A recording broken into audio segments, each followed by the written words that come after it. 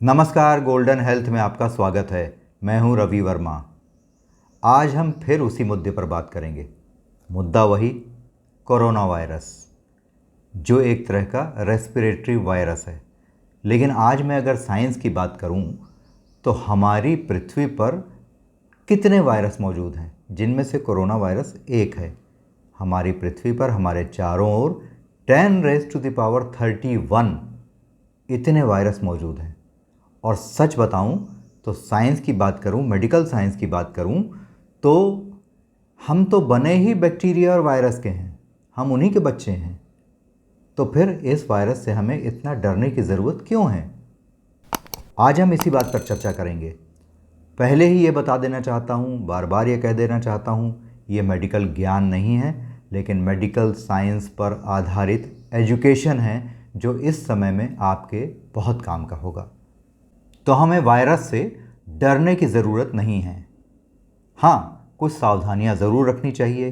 कुछ हम उपकरण हमारे घर में होने चाहिए जो हमें समय समय पर हमारे शरीर की जानकारी देते रहें। जैसे हमारे पास एक थर्मामीटर होना चाहिए। ये थर्मामीटर हमें बताएगा कि हमें बुखार तो नहीं है।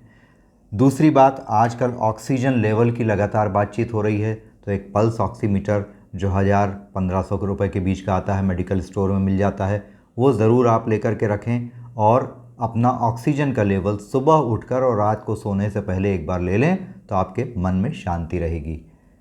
इसके अलावा और क्या टेक्निक है जिससे हमारी रेस्पिरेटरी पावर इंक्रीज़ हो सकती है, हमारा सांस लेने का कंफर्ट बढ़ सकता है, हमारी बॉडी में, हमारे ब्लड में ऑक्सीजन का लेवल बढ़ सकता है।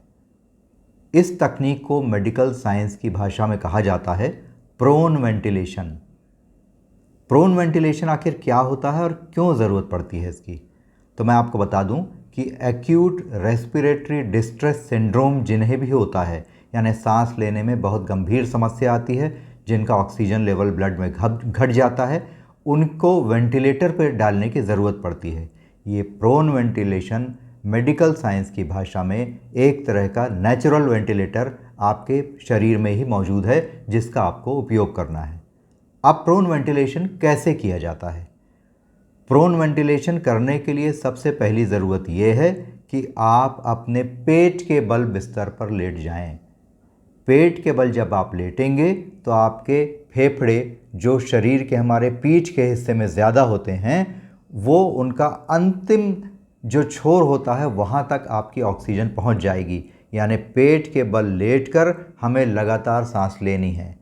जो लोग नॉर्मल हैं, जिनको ऑक्सीजन की कोई समस्या नहीं है, सांस लेने में कोई समस्या नहीं है, उनके लिए भी, स्वस्थ व्यक्ति के लिए भी प्रतिदिन अगर वो 2 बार प्रोन वेंटिलेशन कर लेता है 45-45 मिनट के लिए, यानी पेट के बल लेटकर तेज़ तेज़ सांसें ले लेता है वो, तो उसको इससे काफ़ी फ़ायदा मिलेगा और उसकी जो ऑक्सीजन की कैपेसिटी है वो बढ़ जाएगी। अब वेंटिलेटर वाले मरीज़ों के लिए क्या होता है कि अगर उनको सुपाइन पोजीशन में, यानी पीठ के बल लिटाया जाए, तो जो हार्ट है, लीवर है और एब्डोमेन के अन्य ऑर्गन्स हैं, वो उनके फेफड़ों को दबा लेते हैं जब आप पीठ के बल लेटे होते हैं। लेकिन जैसे ही प्रोन वेंटिलेशन की पोजीशन में आप जाते हैं, यानी पेट के बल लेट करके सांस लेते हैं, तो आपके लंग्स पर दबाव कम हो जाता है और आपकी ऑक्सीजन बेयरिंग कैपेसिटी बढ़ जाती है। इसके अलावा हार्ट की जो पंपिंग कैपेसिटी है वह भी प्रोन वेंटिलेशन की पोजीशन से बढ़ जाती है।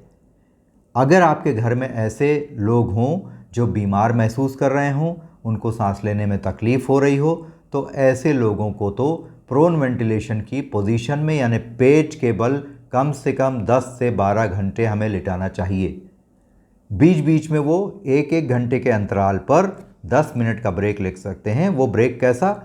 एक बार दाईं करवट हो जाए वो 10 मिनट के लिए और एक बार बाईं करवट हो जाए वो 10 मिनट के लिए। ये भी प्रोन की एक पोजीशन है। उसके बाद फिर से वो पेट के बल लेट जाएं। ऐसा करने से उनका ऑक्सीजन लेवल काफ़ी बढ़ जाएगा, उन्हें काफ़ी राहत महसूस होने लगेगी और अगर वो वेंटिलेटर पे जाने वाले हैं तो शायद इससे भी वो बाहर आ जाएंगे और आपको ऐसी कोई इमरजेंसी सिचुएशन क्रिएट नहीं होगी कि उनको भागकर अस्पताल ले जाना पड़े। इस बात को बहुत ध्यान रखिएगा। प्रोन वेंटिलेशन आज की डेट में आपके लिए बहुत लाभप्रद जानकारी है, बहुत लाभप्रद टेक्निक है, जिससे आप अपने आप को और अपने साथ रहने वाले लोगों को, अपने घर परिवार के लोगों को बहुत अच्छी तरह से सुरक्षित रख सकते हैं। जब हम बात फेफड़ों की कर रहे हैं, लंग्स को मजबूती देने की कर रहे हैं, तो उसमें एक बात ध्यान रखना और भी ज़रूरी है जो मैं आपको बताना चाहूँगा। वो ये है कि आप प्रतिदिन सुबह उठने के बाद जब एक्सरसाइज करते हैं या प्राणायाम करते हैं, तब उस समय आपको गहरी सांस लेकर और अंदर कम से कम 30 सेकंड के लिए होल्ड करना चाहिए। अगर आप 30 सेकंड होल्ड कर पा रहे हैं अपनी सांस, तो ये लंग्स के लिए बहुत अच्छी एक्सरसाइज होगी। और इसके अलावा यह आपको ये भी जानकारी देगी कि आपके लंग्स जो हैं पूरी तरह से सामान्य हैं और उसकी इम्यूनिटी में किसी तरह का डाउनफॉल नहीं आया है, लंग्स आपके ठीक हैं। ऐसा अगर दिन में 2-3 बार आप करते हैं तो इससे आपको बहुत फ़ायदा मिलेगा।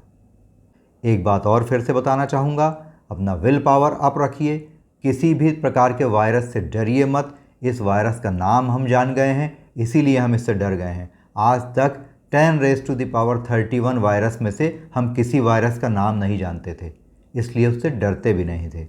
इसलिए अपना मॉरल हाई रखिए, विल पावर हाई रखिए, स्वस्थ रहिए, सुरक्षित रहिए।